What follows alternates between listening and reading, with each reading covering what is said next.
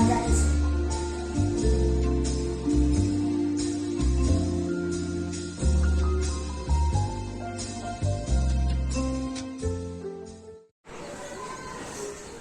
પૃથ્વીની સપાટી ઉપર સૌથી ઉપલા સ્તરને ભૂપૃષ્ઠ કહેવામાં આવે છે. આ સૌથી પાતળું સ્તર હોય છે.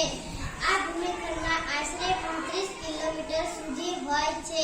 ભૂમિખંડની સપાટીને ખાસ કરીને સિલિકા અને એલ્યુમિનિયમ જેવા ખનિજોની બનેલી હોય છે.